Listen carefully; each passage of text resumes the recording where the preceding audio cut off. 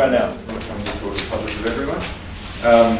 Basically, we do two sorts of things. We work with NGOs and we work with brands. What makes us unique in that is the brands that we choose to work with. So we think there are two types of brands. There are these brands who we kind of call the evil brands, and we don't work with them because we know what evil brands do. They do evil things. They take perfectly nice pieces of land, dig holes out of them, and sell them off as resources, turn things into things that we kind of use once in our lives, and then, in a strange irony, we create holes and then we replace them with landfill mountains.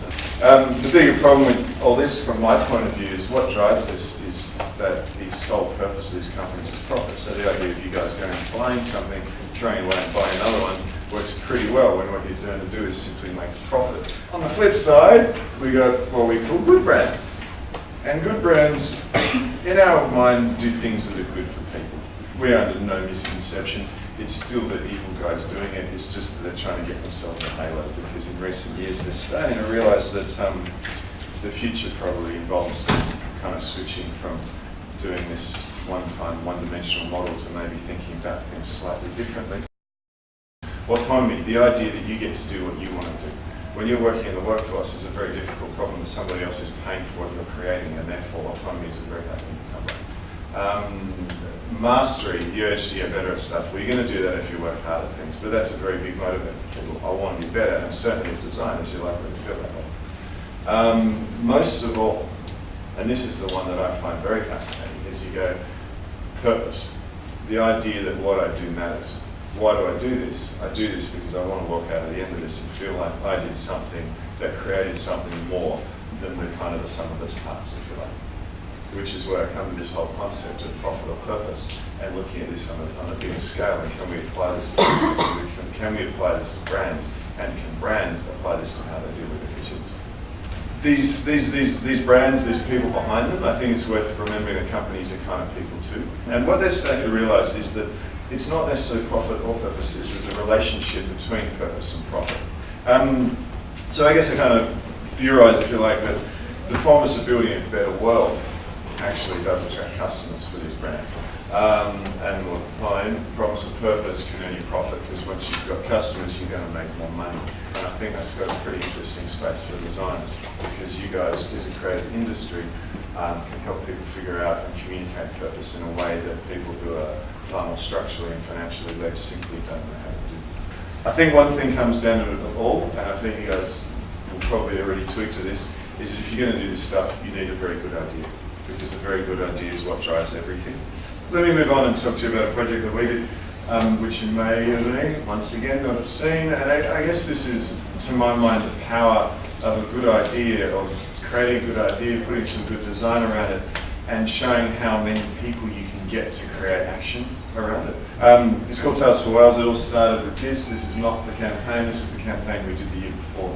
We basically went, how can we get people to a website, which was a petition to stop whaling? We said, let's do the closest that we possibly can. The real value was not in the 12 places around Sydney we discovered. It was the fact that we took a photo of it, stuck it on a few blogs thinking, oh, well, let's see what happens. And suddenly thousands of blogs picked this up and went, wow, look at this idea. Everyone went to the petition, went, that's something in there. In year 2, however, we sort of went, well, we did the gross thing about as gross as we possibly can. The problem with the petition was, they kind of came back and said, let's do something new. And we said, well, actually, I think we got people to the petition about as well as we could last year. The problem is that I went to the petition and it was one of those really boring forms, and I filled in my name and I said, and then I went send, and it went thank you. And I went, great. Did I save a whale? Where was my effort? My energy went in. Did I get anything back as a person who put in my effort? And we went, there's got to be a better way. The problem is not getting people to the petition, is the petition. So we came up with this idea of a visual petition. We thought that is really smart. People can send in their photos. And we Googled visual petition. There's about 100 of them. And that was really smart about 3 years ago. So then we went, the problem with these visual petitions is that they're too easy and nothing brings them together. So we looked at this and we went, well, let's come up with this symbol. That's a whale tail. Let's call it a whale tail. Yeah? And let's get as many people as we can to make a whale tail. So we sent out 12 photographers on the street who did the work for free, which was very kind of them. They didn't necessarily have to do it. And we got a bit of everybody, a little bit of, so we could represent the whole population as best we could. So getting smart with it, we didn't have a whole bunch of budget, we kind of took this and this is where you get clever with these things, is we went, well, how are we going to spread the word? And we said, well, we're asking people to take a photo and upload it to the website, right? Who really does that? People use Flickr to take photos and upload them to the website. So when we started the whole camp, we made Flickr the hub. And there's really clever things, as you guys will all know, being the online generation, where you can go and stick a little bit of words with your picture and you can share that into other groups. So we shared it into all the whaling groups. So people who love whales got to see there's this little photos of whales, and suddenly there's a person doing that with a bit of text that says, hey, come join our petition. So that's the first way of seeding it. And then we've got a little TV.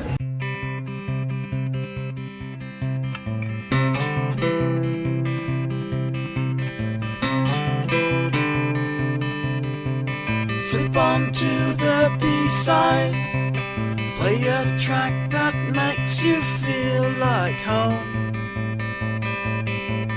not alone.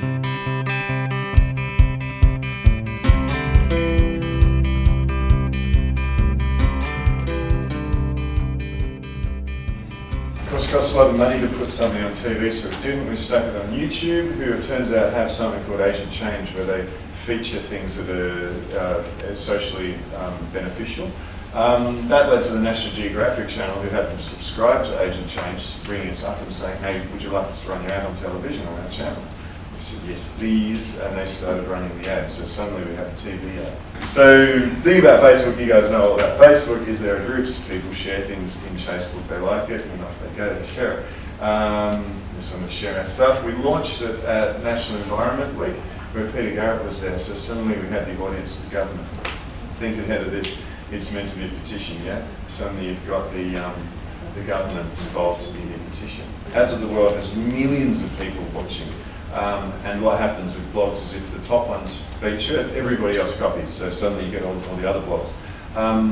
Trend Hunter magazine, 5 million unique viewers a month. And then we kind of watched what happened, and suddenly you've got, this is obviously a very long screenshot, but what you can see is that's one blog running our whole campaign for us. If this thing was in magazines everywhere. And suddenly you don't need to be in magazines everywhere because it's on blogs everywhere.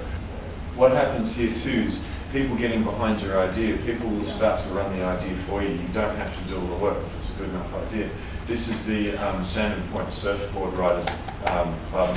They sent us 40 photos, bang, their whole competition. They had the board riders and then they did photos of all the people. The Shoalhaven Film Festival emailed us and said, we're going to send you 60 photos, all our members. Could you remake the TV ad with us in it? And then we're going to show it at the start of the film festivals. And then people start sending us some really interesting photos. And this is what I love about creativity and kind of feeling that you're getting this purpose in things. Is when people start changing your idea, they start doing this to it, and they start following your idea. And then they get all cute on you. And they get even cuter. And then they get weird. And then they send me a photo of their garden next to which I love, because you kind of go, that's someone playing with your idea. How good that? It's not our idea anymore, it's the world's idea. Instead of being set free, you can see that as these things grow, this was never intended to be more than a Sydney-based project. We wanted 500 photos to represent, 551 photos to represent 551 whales that Japan had killed the year before, was our goal. We got it in about 3 days, and then sort of a year and a half later, we got Keith Brosnan here. Back in Australia, of course, this was always meant to be a petition, so we got the first 1,000, made them into a book.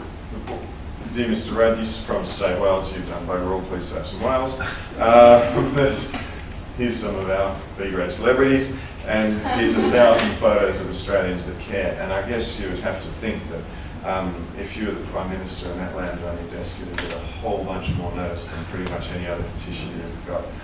I'm going to wrap it up there. I guess what I want you guys to think about, I guess, or the point of this is that we're happily employed doing this. We're having fun, and I think we're making a difference in the world. We're having fun, we're putting our purpose ahead of our profit, but we're also in business, which means we're making a profit.